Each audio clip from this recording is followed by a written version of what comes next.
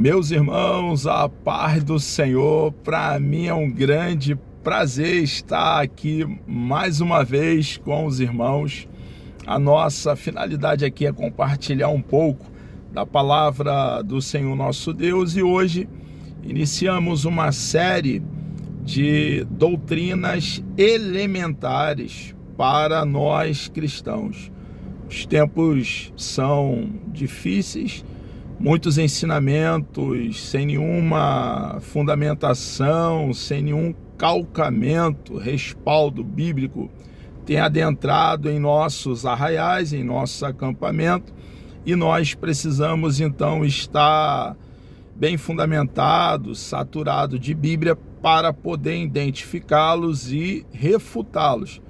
Foi a postura dos apóstolos, o apóstolo João, o apóstolo Pedro, o apóstolo Paulo, que também, além de refutar ensinamentos contrários à fé cristã, nos alertou que em dado momento, depois da sua partida, nós, a igreja, nós cristãos, enfrentaríamos dentro dos nossos acampamentos falsos mestres com ideias deletérias, nocivas, ideias danosas, morte na panela, e que a nossa postura deveria ser proteger o rebanho. Então, vamos falar aqui de um assunto extremamente importante, a defesa da fé cristã. Não podemos aí recuar meio centímetro para ensinamento herético. Não podemos aí transigir com ensinamentos que venham a trazer danos para cada um de nós cristãos. Eu quero ler aqui com os irmãos Judas, a carta de Judas, no versículo 3, que nos diz assim: Amados, procurando eu escrever-vos com toda diligência acerca da fé comum. Judas estava aqui desejoso e muito cuidadoso em falar sobre a salvação, a nossa fé, o que nós cremos, mas surgiu a necessidade, ele deixa bem claro aqui no segmento desse versículo, a necessidade de escrever e exortar, animar a igreja lá do primeiro século e nós hoje, a igreja do século 21, a batalhar pela fé que uma vez foi dada aos santos. Já ali na época de Judas, esse Judas aqui é claro que não é o Judas Iscariote, esse aqui é um dos irmãos do nosso Senhor e Salvador Jesus Cristo, por parte de Maria. Ele ali já teve grandes embates no primeiro século com ensinamentos não bíblicos, ensinamentos, pasme os senhores, dentro das igrejas de então, que trazia aí danos para os cristãos, e a postura dele foi dado a necessidade, irmãos, combater, refutar. Ao contrário de transigir, recuar, ele combateu. E o modo de combatermos os ensinamentos contrários à nossa fé é estarmos bem fundamentados no rolo sagrado, nas sagradas letras, entendendo que a palavra do nosso Deus é um todo e nos posicionarmos ensinando com clareza o que nós cremos. Heresias são crenças e práticas contrárias ao pensamento bíblico, que distorce os pontos principais da doutrina bíblica. E algumas dessas heresias, irmãos, elas trazem muitos versículos bíblicos, dezenas e dezenas e até centenas de versículos bíblicos para apoiar as suas ideias. O problema é a interpretação que é dado ao texto sagrado. o texto é tirado do contexto e, tirando um texto do contexto, se dá o sentido que deseja, o sentido não pretendido pelo escritor. E um estrago que é feito, é como um câncer que deve ser extirpado no início. Uma vez adentrando no seio do rebanho, irmãos, faz um estrago. Chega ao ponto de alguns ensinamentos heréticos já não ter mais como tirar. Porque, infelizmente, alguns desprovidos de conhecimento básico bíblico permitiu que adentrasse. Nós, cristãos, cremos na atualidade dos dons espirituais. E dentre os dons espirituais, cremos no dom de profecia. Quando um dos irmãos começam a falar em línguas não estudadas, línguas não compradas, mas dada pelo Espírito de Deus como ele deseja dar.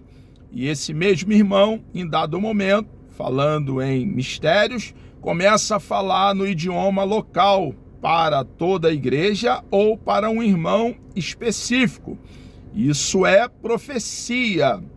Ou quando um irmão está ali sendo usado, falando em línguas ali, com variedade de línguas, e Deus dá o dom de interpretação de línguas a um outro irmão, e ali então o irmão fala em mistério, o outro irmão traduz, e tudo dentro de uma coerência, um equilíbrio, uma ordem, para trazer clareza, edificação, exortação para a igreja.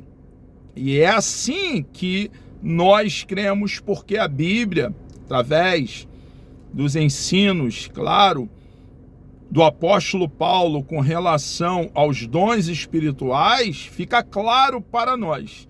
Em dado momento, irmãos, surgiu nos Estados Unidos com homens como Kenneth Hagin, Kenneth Ange, Frederick Prince, Osborne, alguns propagadores como o herético Benny Hinn, Morris Cerullo, a confissão positiva.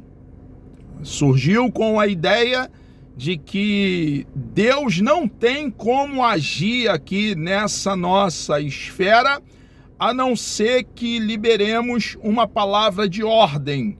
Olha que absurdo!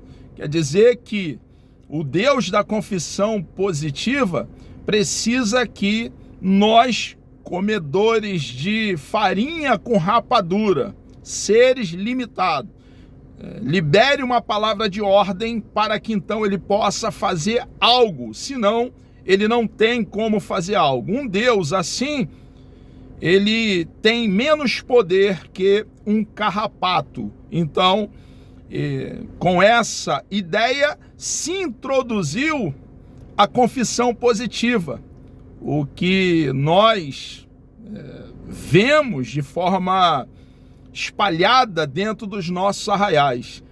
O que se fala é: vira para o seu irmão que está ao lado e profetiza na vida do seu irmão.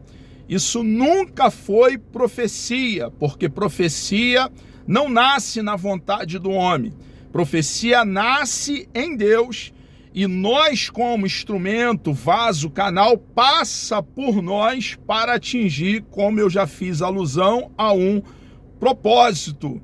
A confissão positiva, ela, confundida com profecia, é uma banalização do dom de profecia. Agora, querem dando uma nova roupagem a essa heresia, dizer que é uma palavra profética. Irmãos, por que que as profecias hoje não se cumprem? Porque não são profecias, são confissões positivas. é uma vergonha, porque se eu digo que uma confissão positiva é uma profecia e ela não se cumpre como não tem se cumprido, eu estou afirmando que o nosso Deus é um Deus que se contradiz, que o nosso Deus é um Deus que erra, e a verdade que nós temos convicção piamente na alma é que Deus não pode se contradizer, ele fala com exatidão. Então, nós precisamos, irmão, quando surgirem doutrinas falaciosas, danosas dentro do arraial, fazer uma pergunta muito basilar: da onde surgiu essa ideia? Ao contrário de ser levado por qualquer vento de doutrina, nós precisamos fazer essa pergunta e observar: não era dessa forma, hoje é dessa forma. Onde surgiu esse ensinamento? E debruçar sobre o rolo sagrado, as sagradas letras, para analisar, ver se há coerência com os ensinamentos bíblicos, ensinamentos apostólicos. E uma vez, irmãos, não havendo coadunação com o rolo sagrado, rechaçar essas ideias, fruto de uma imaginação completamente contrária à palavra do nosso Deus. Muitas outras ideias, irmãos, que houve ali no primeiro século, nós observamos hoje. A ideia, por exemplo, que Jesus era uma espécie de fantasma, como nós vemos ali nas cartas do apóstolo João, pessoas que não confessavam que Jesus veio em carne, negava o corpo físico do nosso Salvador, negava a encarnação do Verbo quando ele tabernaculou entre nós. E o apóstolo João, ao contrário de transigir com esses ensinamentos heréticos, irmãos, ele deixa bem claro que devíamos guardar o que já havíamos aprendido da parte do nosso Senhor e Salvador Jesus Cristo e nem cumprimentar o que estava ali ensinando, que o Jesus bíblico, o nosso Senhor e Salvador Jesus Cristo, era uma espécie de fantasma. Está lá nas cartas do apóstolo João. Nem o saudeis, é o que o apóstolo João deixa ali bem claro, porque os que os saúdam, cumprimentam, têm parte nas suas más obras. Como que nós temos agido? Nós temos feito como o apóstolo João, como o amado apóstolo Pedro, como o precioso apóstolo Paulo, ou nós temos outro manual que não a palavra do nosso Deus? Quero ler aqui com os irmãos ainda alguns textos para embasar o que temos tratado.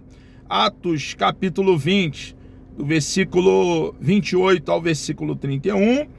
1 de Pedro capítulo 3, versículo 15 e o versículo 16.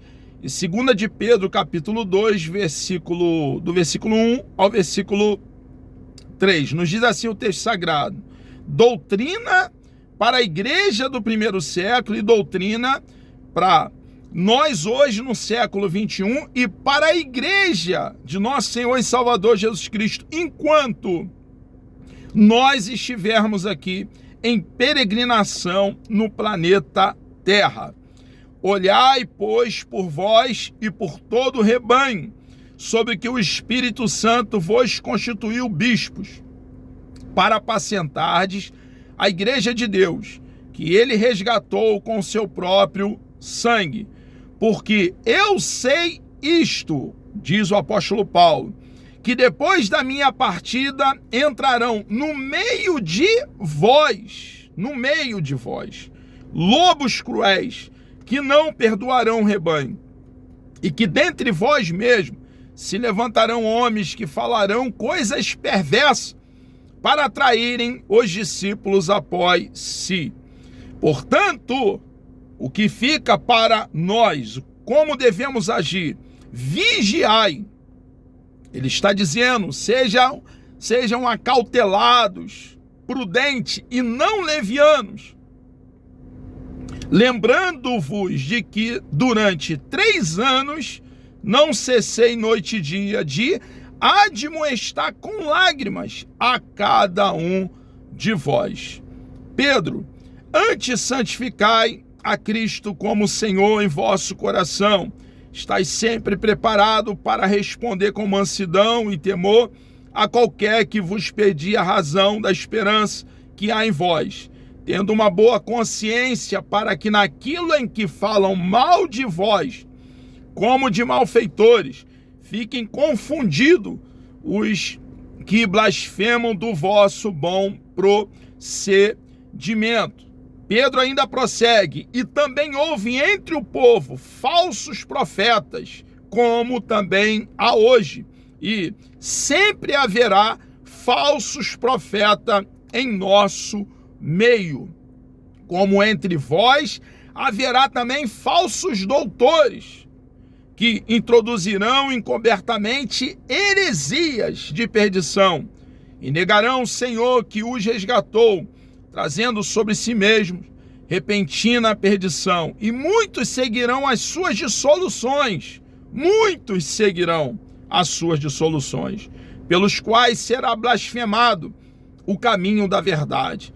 E por avareza, por amor ao dinheiro, farão de vós negócios com palavras fingidas, sobre os quais já de largo tempo não será tardia a sentença e a sua perdição não dormita. Então, irmãos, está bem claro para nós que somos norteados, guiados pelas sagradas letras, o rolo sagrado, o nosso manual, a postura que devemos manter diante dos falsos mestres com as suas ideias não bíblicas.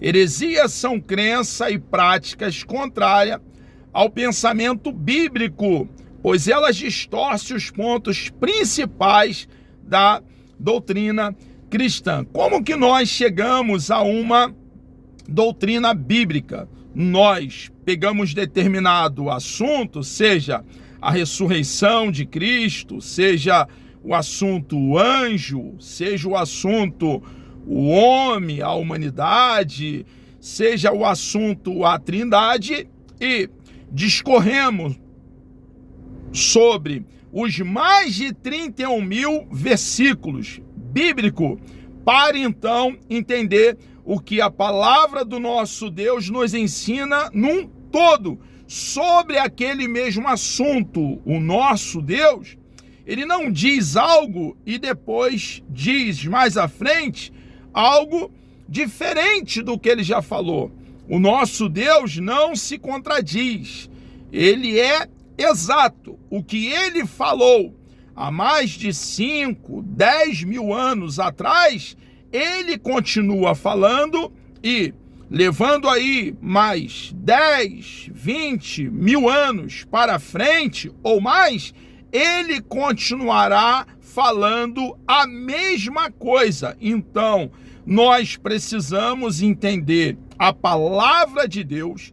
Não podemos aí, irmãos, mutilar o rolo sagrado.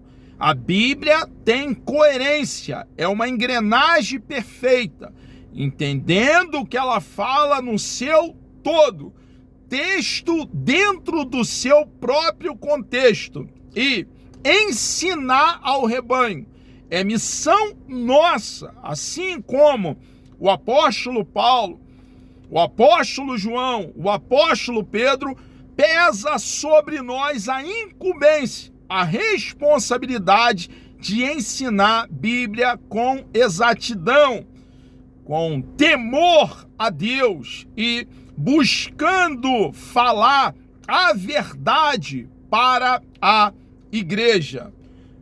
Heresias são crenças e práticas contrárias ao pensamento bíblico, pois elas distorcem os pontos principais da doutrina cristã, confrontam o cristianismo histórico e criam um problema para as igrejas e as famílias. As heresias da atualidade são as mesmas da antiguidade, irmãos. O que acontece hoje é que colocam uma nova roupagem em velhas ideias puramente humanas, sem calcamento bíblico.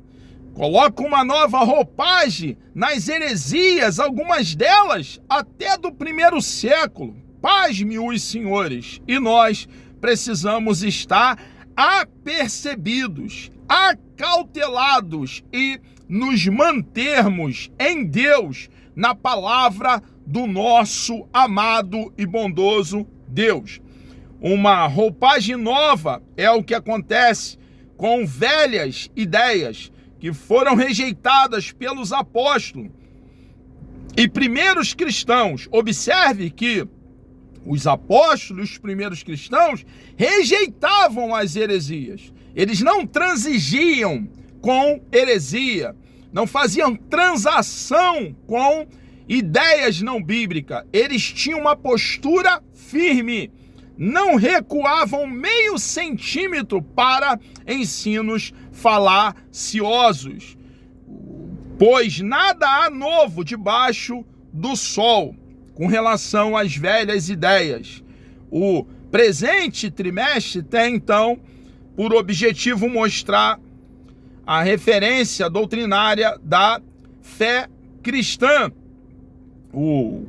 as doutrinas da nossa fé. Esta primeira lição, esse primeiro estudo, então, vai falar sobre o que nós devemos fazer uma defesa da nossa fé.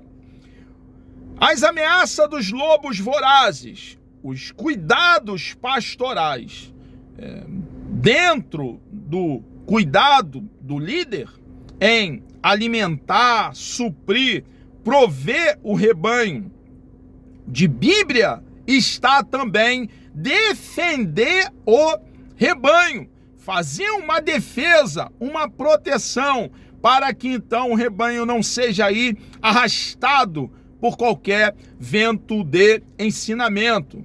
Os anciãos mencionados aqui no versículo 17, Atos, capítulo 20, quando são chamados ali de bispo, fala do pastor, que tem por função primordial alimentar, guiar e proteger o rebanho dos lobos devoradores, dos falsos mestres.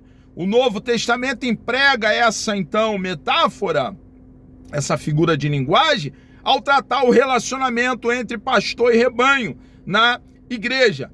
A exortação apostólica aos líderes da igreja visa proteger os irmãos e as irmãs das heresias e guiar todos na verdade do evangelho. Esse cuidado parece nos ensinos de Jesus também.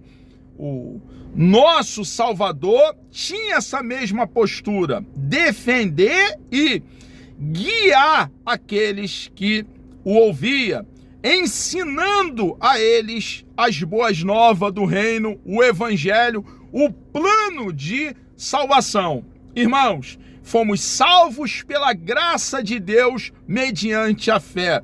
Não existe nenhum outro meio, caminho, atalho, a não ser o único caminho, a única porta, a única escada que liga a terra aos céus, que é o nosso Senhor e Salvador Jesus Cristo. Jesus veio para nos reconciliar, então, com Deus Pai. A missão primária do nosso Senhor foi nos redimir, foi nos resgatar, foi pagar o alto preço e satisfazer a justiça divina, derramando o seu bendito e precioso sangue, sangue de um cordeiro sem mancha, sem ruga e sem mácula, ressuscitando dentre os mortos no domingo pela manhã, no primeiro dia da semana, ressuscitando para a imortalidade. E Jesus está vivo e Ele é o único que nos dá, por intermédio dele, acesso a Deus Pai.